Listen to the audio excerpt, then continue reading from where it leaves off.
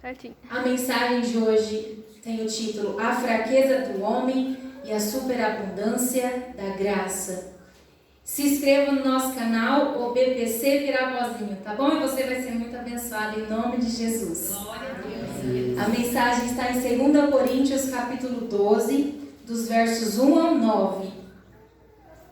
2 Coríntios, capítulo 12, dos versos 1 ao 9.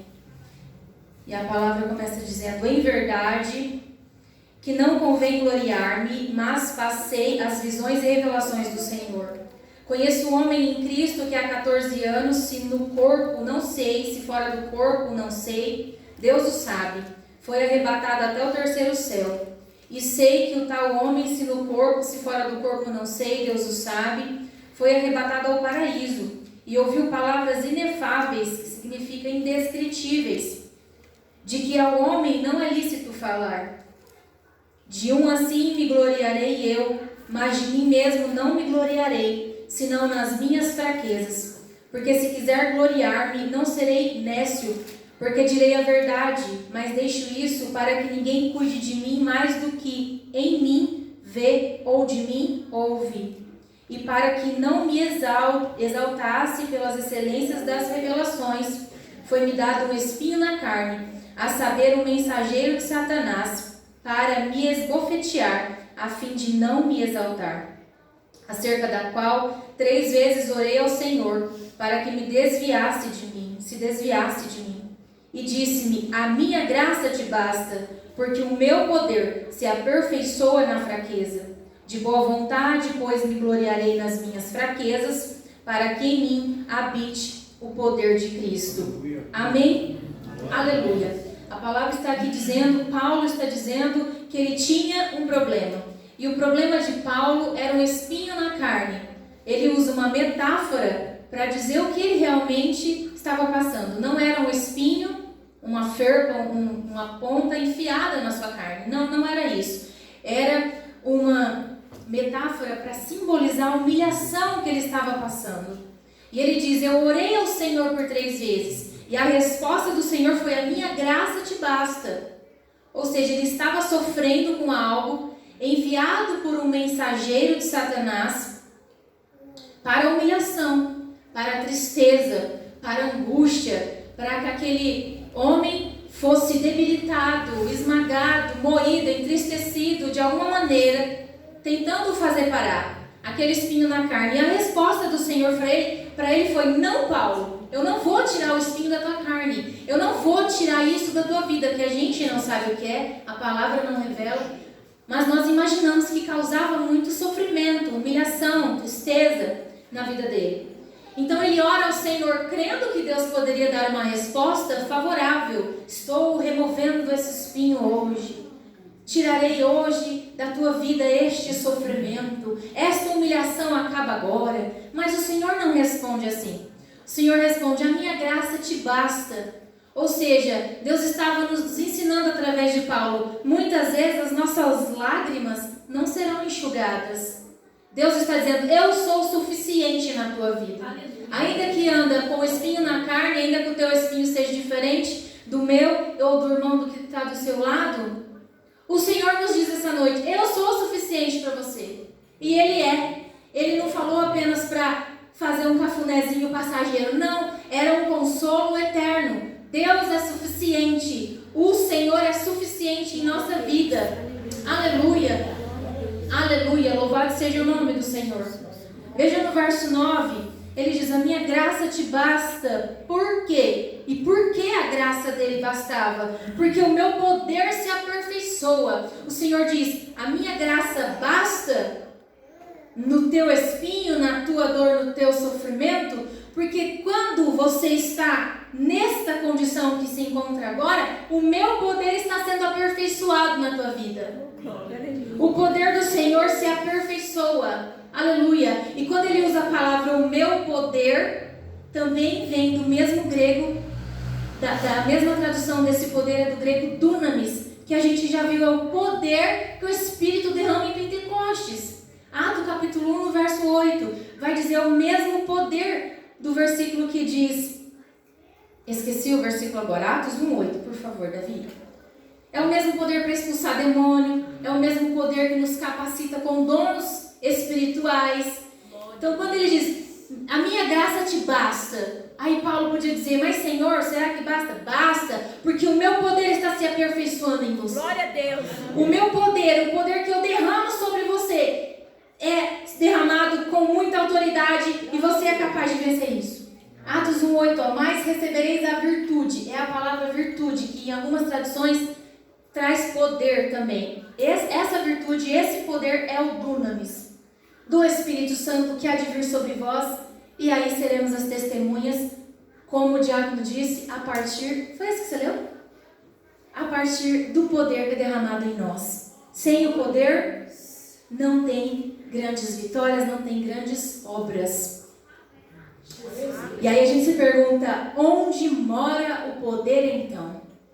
O trecho do versículo 9 diz assim, porque o meu poder se aperfeiçoa, na onde? Na tua fraqueza. O Espírito Santo, a pessoa do Espírito Santo habita no nosso espírito. Mas o poder do Espírito habita na nossa fraqueza. Aleluia! Na carne, Pastor Pedro, como o Senhor ministrou. Na carne, na onde nós somos fracos, na onde muitas vezes sofremos grandes lutas, na carne, nós temos um derramar do poder de Deus, é na nossa fraqueza. E o Espírito e o poder do Espírito Santo, ele necessita da fraqueza do homem para ter grande eficiência. É necessário que a gente reconheça as nossas fraquezas. É necessário que a gente entregue ao Senhor as nossas fraquezas, para que Ele possa operar grandiosamente na nossa vida. Romanos capítulo 8, no verso 26 diz, e da mesma maneira também o Espírito nos ajuda em nossas fraquezas. Mas que fraqueza é essa afinal? Que fraqueza é essa que Paulo vem nos dizendo? Observe o verso 10. O verso 10 de onde nós lemos. No finalzinho do verso 10, Paulo diz assim, quando estou fraco, então sou forte. É meio contraditório para a gente entender isso. Quando eu estou fraco, eu estou fraco. Quando eu estou fraco, eu estou impedido, eu estou incapacitado.